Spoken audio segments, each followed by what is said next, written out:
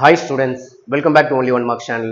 So in the video, 12th standard botany and also biology botany and zoology important diagrams one by one பார்த்துடலாம்.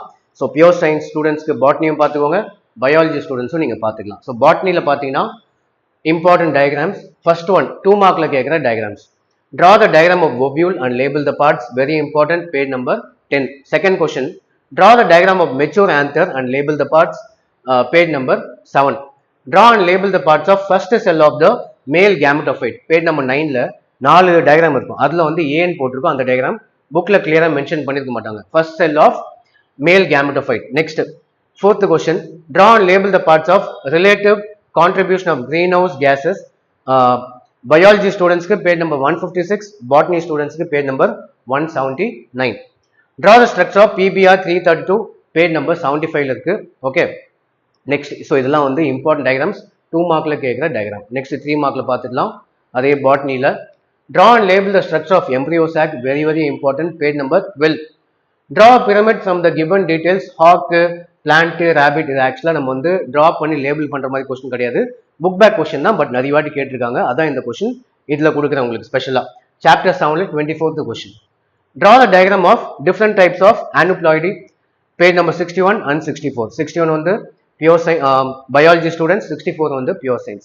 Last பார்த்தீங்கன்னா draw and label the parts of monocot and dicot seed. ரெண்டுத்துல ஏதாவது ஒன்று கேட்கலாம். monocot seedம் dicot seedம். Page number 23 and 24. இந்த ரெண்டு பேஜ்ல நீங்க dicotம் இருக்கும் monocotம் இருக்கும். ஸோ இதெல்லாம் பார்த்தீங்கன்னா botany. Next zoologyயும் பார்த்துடலாம் நம்ம. Zoologyல 2 markல கேட்குற important diagrams. Draw the structure of human sperm and label. Chapter 2 ல page number 17. Second question, draw the schematic structure of the transcription unit. Lesson 5 ல page number 72. So அவ்வளவுதான் 2 marks. 3 marks பார்த்துடலாம். Draw a neat label diagram of human ovum. Very important, lesson 2 ல page number 19. Draw a flow chart showing the process of oogenesis. இது actually book back question. Draw பண்ணி நம்ம label பண்ற மாதிரி இல்ல இந்த question, but important. Book back ல chapter 2 ல check பண்ணி பாருங்க. Draw the sectional view of ovary and label the parts. Chapter 2 ல page number 19. Next, draw the diagram and label the parts of immunoglobulin. Very important question. Lesson 8 ல page number 137. Last, draw a neat label diagram of lymph node. Chapter 8 ல page number 134. So அவ்வளவுதான் இந்த diagramsலாம் பாருங்க. உங்களுக்கு மோஸ்டா diagram பார்த்தீங்கன்னா ஒன்று 2 mark அப்படி இல்லைன்னா 3 மார்க்ல ஏதாவது ஒன்று கேட்பாங்க. ரெண்டுமே நமக்கு லக் 5 மார்க் ஈஸியா கிடைச்சிடும். ஓகேவா? ஸோ அவ்வளோதான், இது எல்லாமே இம்பார்ட்டன்ட் டயக்ராம்ஸ். ஸோ ஆல்ரெடி நம்ம உங்களுக்கு இம்பார்ட்டன்ட் 5 மார்க் 2 மார்க் 3 மார்க்லாம் அப்லோட் பண்ணியிருந்தேன். பார்க்காதவங்க நம்ம வெப்சைட் padida.com போயிட்டு அதில் ரெஃபர் பண்ணிக்கோங்க.